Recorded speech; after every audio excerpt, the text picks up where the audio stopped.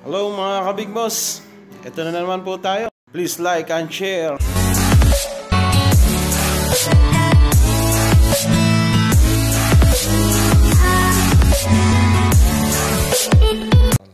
Nagluluto kami ng baka, patatas, pakuluan siya. So ayan, dahil day off, luto muna kami para makahigop naman ng masarap na sabaw.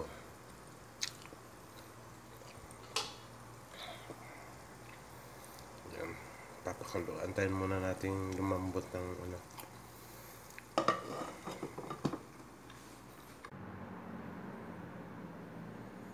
Ayan, sarap tapaw.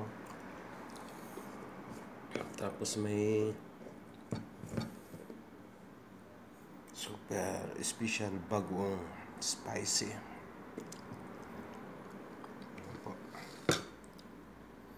Sarap yan. Maya kainan na.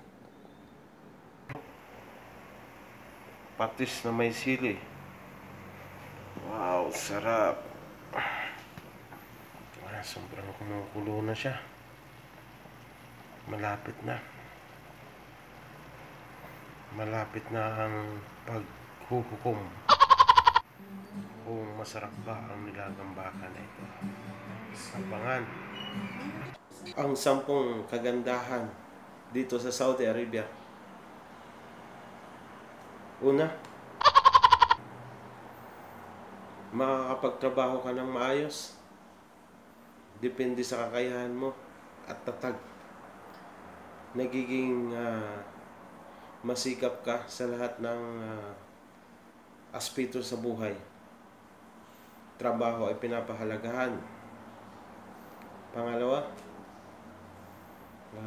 natututo kang mamuhay mag-isa, lumalaban mag-isa, dahil sa ikaw nga lang ang naghahanap buhay at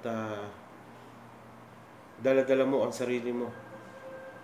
Pangatlo,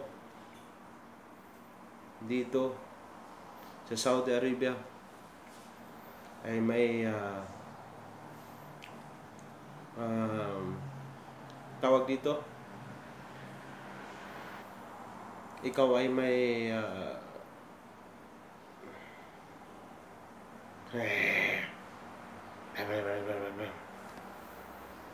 kalayaan. Ikaw ay may kalayaan. Basta dala-dala mo lang yung ikama mo, walang problema. Pang-apat, natuto akong mag-vlog.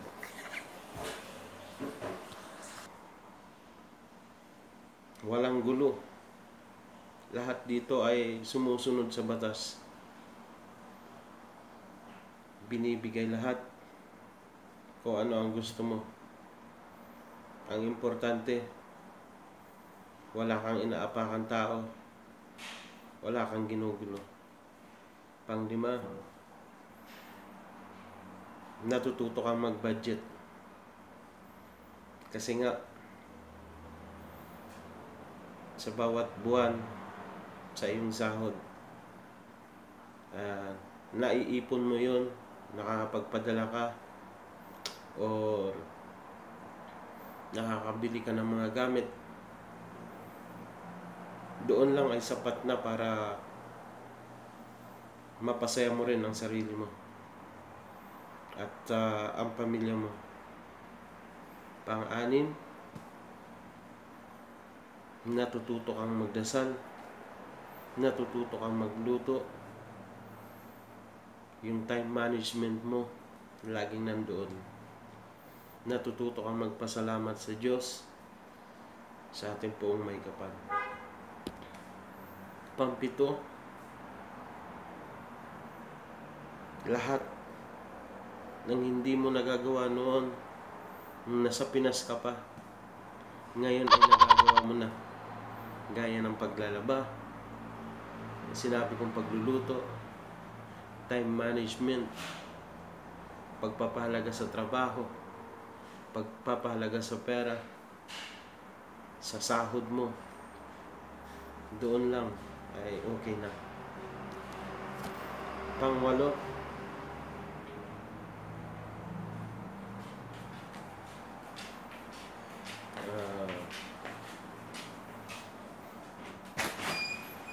natututo kang makisama. Pang-siyam, yung pagmamahal sa pamilya. Laging nandoon. Kasi lagi mo silang naiisip. Kunting problema, hindi ka na makatulog. Kaya andun na yung pagpapahalaga at pagmamahal mo sa kanila. Sapat na yun para maipakita mong mahalaga sila sa'yo. Mahalaga din sila sa atin. Mahalaga sila sa'yo dahil kahit papano nasa malayo ka, hindi mo sila napapabayaan o nakakalimutan. Araw-araw naka-video call mo sarili mong pamilya. Kaya yun po. At ang pang-sampo ay ito na. Yung binibigay na pribilehiyo sa iyo ng bansang Saudi Arabia. Pinaka the best.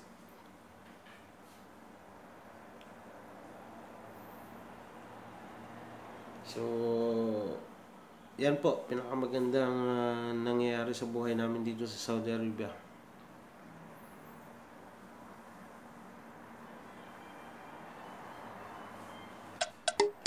Walang alak dito. Kaya yung katawan namin healthy. Pagkain lang. Bawal din mambabae. Dahil hindi naman tayo babaero. Kami nga pala si Boy Tapang. Boy Tapang ng buhay mo. Ayan na, kainan na tayo. The long wait is over. Ambot na to. Ayan, sarap. Sarap. Kain na. Kainan na habang umuusok. Ayan o, tropa ko. Oh, kain na. Ayan.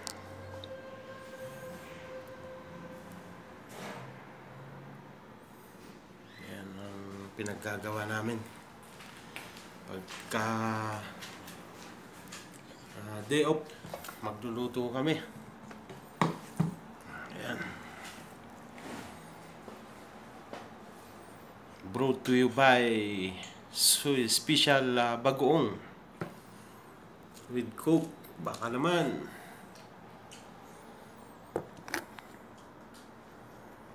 Malamig na tubig. Pera high blood. Guys, kain tayo. Makbaka na. Isa pa. Papakita ko sa inyo yung luto ng pare ko. Ayan, lupit.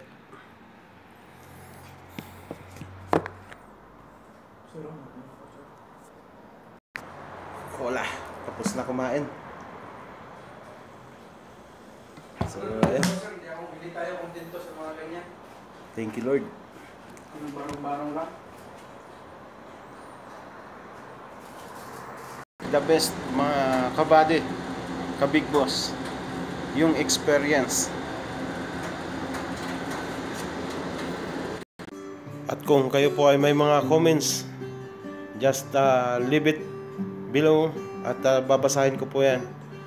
Shoutout nga pala sa mga ka-big boss ko dyan na patuloy na nanonood at sumusuporta sa aking channel, The Big Boss Channel, JRA. Just comment below, subscribe, support, and like. Please watch na rin po para sa pagpatuloy ng aking talambuhay dito